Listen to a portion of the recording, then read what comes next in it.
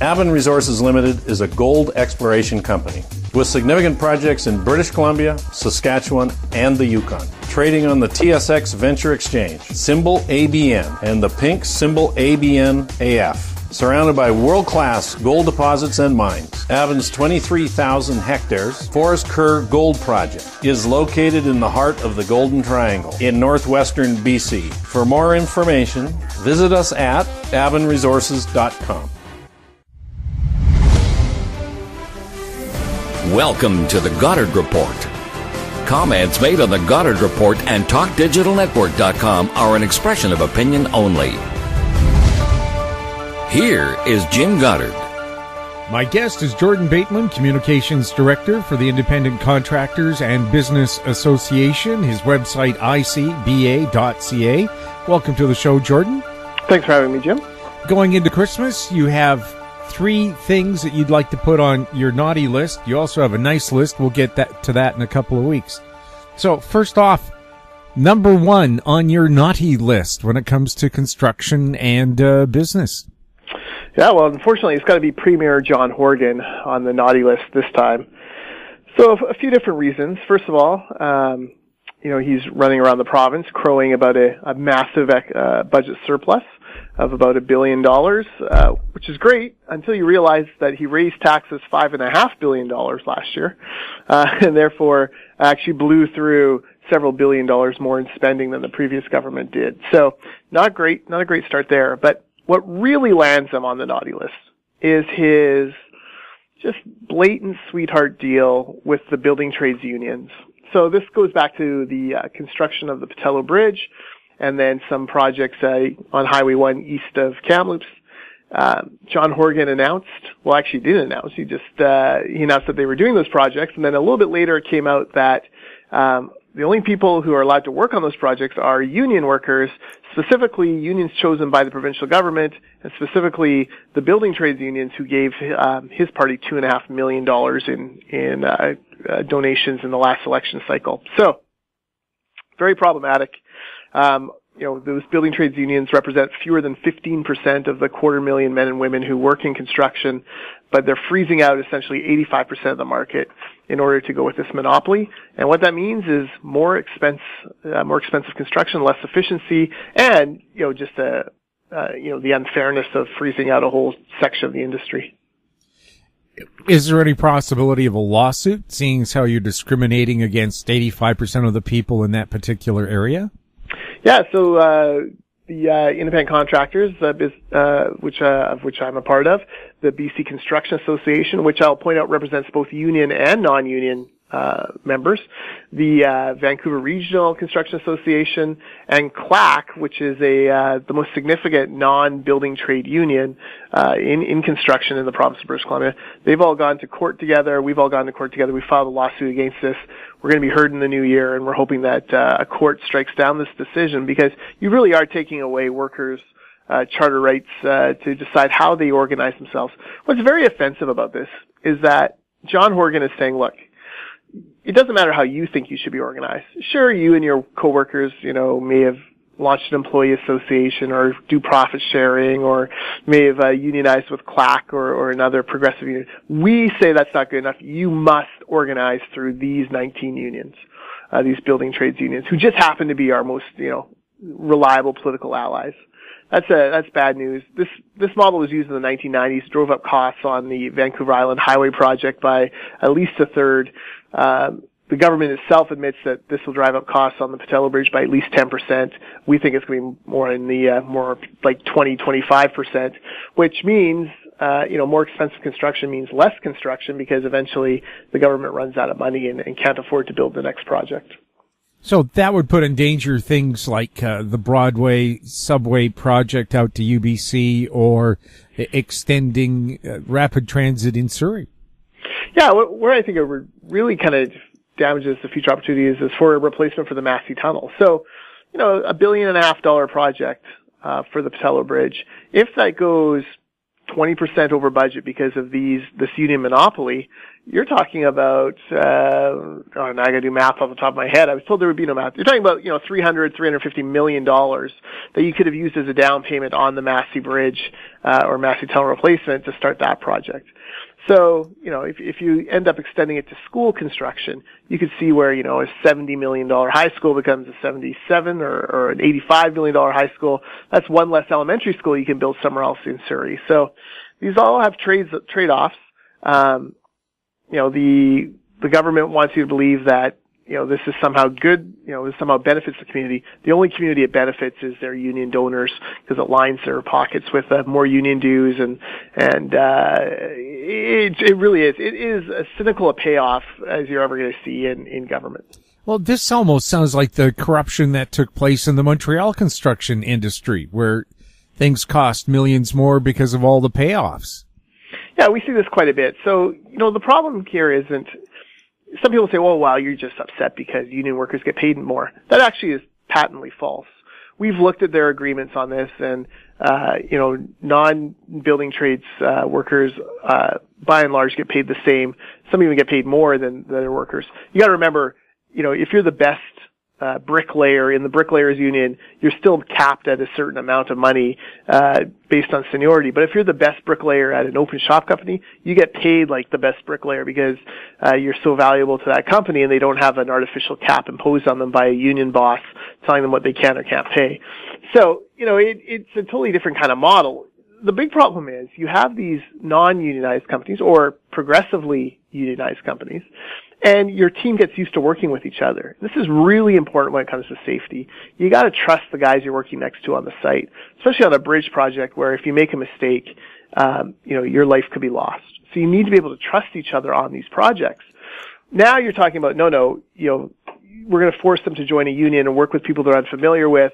That drives down efficiency, that drives down, innovation. It ends up costing more. And we see this over and over again. Ontario is a great example. There's so many different weird unions in Ontario that control public procurement. You can hate Doug Ford for a lot of things, and a lot of people do, but he's certainly doing the right thing and trying to unspool the union's death grip on public procurement. Coming up with Jordan Bateman, number 2 on his naughty list this year. I'm Douglas Mason, CEO of Naturally Splendid, symbol NSP on the TSX Venture Exchange. Naturally Splendid is a biotechnology and consumer products company focused on the global cannabis and health markets. Naturally Splendid is expanding distribution in this rapidly growing market with products currently in Canada, the USA, South Korea, Germany, and Australia. To view our comprehensive company presentation and for more information, please visit our website at naturallysplendid.com. MGX Minerals is revolutionizing the new energy economy with patented lithium extraction technology, replacing traditional solar evaporation using low-cost, low-energy nanofiltration. The first system of this paradigm shift technology is currently being commissioned. MGX Minerals trades on the CSE, symbol XMG, the OTCQB, symbol MGXMF, and Frankfurt, symbol 1MG. For more information, visit our website, mgxminerals.com. Welcome back. We're speaking with Jordan Bateman. Jordan, what's number 2 on the Independent Contractors and Business Association naughty list? Number 2, we're going to give to John Horgan's finance minister, Carol James. This is around the employer health tax. So this is going to be a huge story in January when these bills start landing on businesses, in businesses' inboxes. For a lot of years with Canadian Taxpayers Federation, I fought for the abolishment of the medical services premium tax. I was thrilled when the Liberals cut it in half, and then the Liberals, the NDP, and the Greens all made election promises saying we're going to get rid of the other half within a year of being elected. Here's the problem. The NDP basically lied in that election. They're not getting rid of this tax. They're just reshaping the other half of this tax into an employer health tax. What this means is there's on every payroll over a certain amount of money, the company's going to have to pay a payroll tax directly to the government. First of all, payroll taxes are terrible for job creation and job growth because it makes it more expensive to employ people. Second of all, this employer health tax is a double dip. for this next year, many of these companies will still be paying the MSP contribution that they used to pay on behalf of their employee, and now they're going to have to pay the employer health tax on top of it. And then the third piece is municipalities who, are huge consumers of labor and therefore have massive payrolls. There's no relief for them on this. They have to pay for it, and you're starting to see all these municipalities going through their budgeting cycle, and they're all saying the same thing. We need a 2 or 3 or 4% tax increase on property taxes in order to pay the tax bill for Carol James.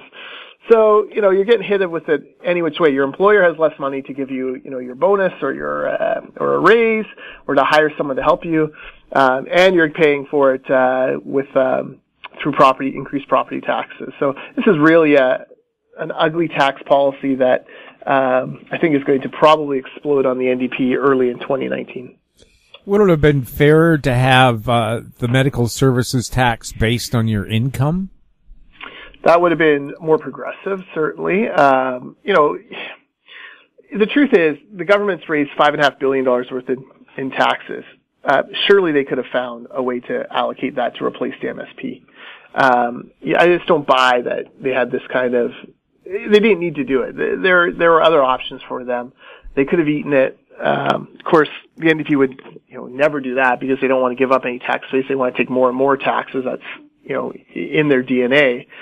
But that is what they should have done. Is they should have found a way. Look, we've increased the carbon tax. We've brought in the speculation tax. We brought in a high-income earners tax. We brought in the quote-unquote school tax, which isn't a school tax at all. We brought in all these other taxes. They should have offered tax relief when it comes to MSP.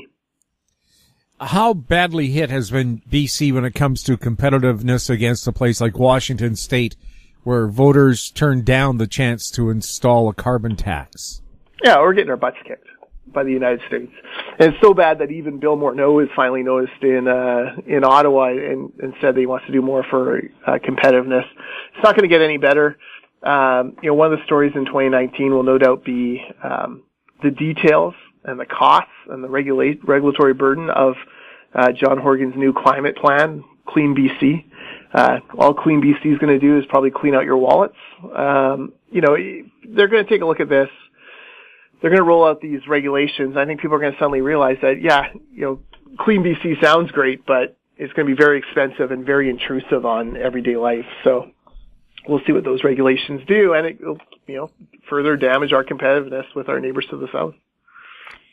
Is BC a big polluter or a big contributor to urban or global carbonization? No. It's like we're talking about. It's like taking a cup of water out of a swimming pool. You could, get rid of British Columbia tomorrow, and it will make no difference when it comes to climate change. In fact, BC should be, focusing its efforts on getting China off of coal as much as possible. We should be pushing through as many LNG plants as we can, because if we can stop the Chinese from building so many coal plants, in order for them to generate power, if we can send them the cleanest LNG in the world instead, we'd be doing a heck of a lot more for the environment than this document ever will do. The noises the Greens make, they make it sound like natural gas is the same as coal. Are they right? No, the Greens are crazy. On natural gas, the Greens have lost all perspective. And, it's embarrassing. It's embarrassing to hear them, the way they talk about that fuel source in that industry. There's no reason why natural gas can't be part of our ongoing energy mix. This is one of these things, like once people are starting to realize, hey, wait a minute, they want me to move from natural gas furnaces to electric heating, that's going to cost me 4 or 5 times more money. All the rebates in the world from John Horgan and Andrew Weaver's climate or carbon tax isn't going to make enough to make it up. So we'll see. We'll see what happens, and I think 2019, once they start rolling out regulations on what the costs will be, I think the public will change its mind on this Clean BC plan. We'll find out who's number 3 on Jordan Bateman's naughty list right after this. Grand Portage Resources recently completed the 2018 drill program on its 100% controlled Herbert Gold Discovery property located in the prolific Juneau Belt in southeast Alaska. Drill results are expected through late 2018. Past drill results included numerous multi-ounce gold assays on multiple veins. Grand Portage trading symbols are GPG on the TSX Venture, GPTRF on the OTCQB, and GPB on Frankfurt. For more information, please visit our website, grandportage.com. Don't miss out. Stay informed. Receive the HowStreet.com weekly recap with thought-provoking podcasts, radio, and articles delivered to your inbox. Sign up for the HowStreet.com weekly recap on our homepage at HowStreet.com. Welcome back. We're speaking with Jordan Bateman. Jordan, who's number 3 on your association's naughty list? Well, number 3 is Prime Minister Justin Trudeau, and this comes down to the Trans Mountain Pipeline, any pipeline. How do we still not have a pipeline from Tidewater, or from the Alberta oil patch to Tidewater? This is a massive subsidy that it's almost like the people of Canada cutting a check for $100 million a day to the United States in cheaper energy than we should be doing. If we had a pipeline, we could open new markets, we'd have more competitive bidding for our product, and the Americans would have to pay more for it. That would be a huge economic growth driver for us. And yet, here we are. It's another year where we seem like we're no closer to having that pipeline built. And Justin Trudeau says, some right things, and, certainly went out on a limb and, bought the Trans Mountain Pipeline project from Kinder Morgan, but here we are still, December 2018. Are we any closer to seeing it built? No. And, you gotta lay the blame for that on the guy in charge, and that's Justin Trudeau. What about the quote that he tweeted, somehow associating pipeline construction workers to evil forces in our rural areas? Yeah, this is the other thing, our frontline workers, our industry, we are just absolutely outraged at Justin Trudeau for his comments on, essentially he was alluding to the idea that you send, working men, building something out into rural areas, and they're going to rape and pillage, everything around them. And, women should be afraid. And, it's just such garbage. It's hard for us to express just how disgusted we are with Justin Trudeau for a comment like that. You go to these work camps, these modern work camps, they're clean, they're well run, there's no drugs and alcohol allowed in them. They are not some sort of den of iniquity that are, ruining the countryside and endangering, folks living nearby. It's just the opposite. These are the men and women who are going to these camps. They're building the infrastructure to keep those communities safe, to bring them important public services, to keep them healthy. It's the complete opposite, and it just shows the kind of disdain and distaste that Justin Trudeau and his, frankly, elitist buddies in cabinet have for the working man, have for blue-collar workers, have for people who work with their hands every day. Did you find that statement almost slanderous? Hey, it is. We found it obscene. We found it upsetting. We have a labor shortage. We need more workers. This does nothing to help attract people to the industry. We have a problem with rogue protest groups.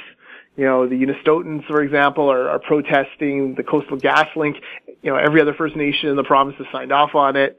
They're a rogue group within a smaller First Nation, within another First Nation that says no.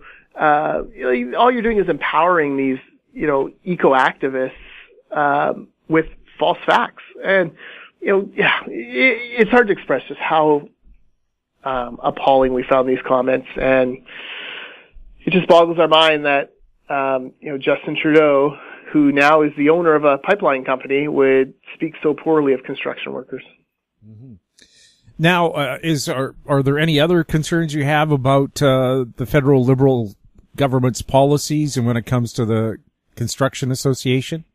Yeah, you could talk about the fact that they keep running up deficits. They had promised $20 billion worth of deficits over 4 years at $100 billion. There's no plan to balance the budget until the year 2050, which, I'll be in my 70s.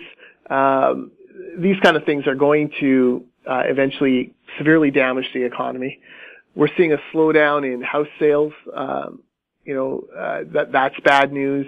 They kind of just ham-handedly put housing policy out there like, the income stress test or the down payment stress test, and tinkering with interest rates without really understanding what it means to the, to the home buyers and the people who need to get into these homes. the federal Liberals, I think, are completely out of their league when it comes to governing this country, and I just don't think Justin Trudeau really has a solid handle on the issues that everyday British Columbians, everyday Canadians are facing. Yeah, I always like seeing when we see major league politicians go to a grocery store and you ask them, how much does a loaf of bread or a liter of milk cost? And they just shrug their shoulders. Yeah. So it's, I think about that too. I do the grocery shopping in our house. So, I get my list, and Sunday nights I put, my earbuds in, listen to my podcast. Of course, I'm listening to, the Goddard Report as I'm walking through. And, I often wonder, I wonder if Justin Trudeau knows how much 100 grams of Black Forest ham costs. Cause it's on sale this week for $1.79, and, I'm going, great. I think 250 grams. I'm saving like 60 cents here. So it's fantastic. So,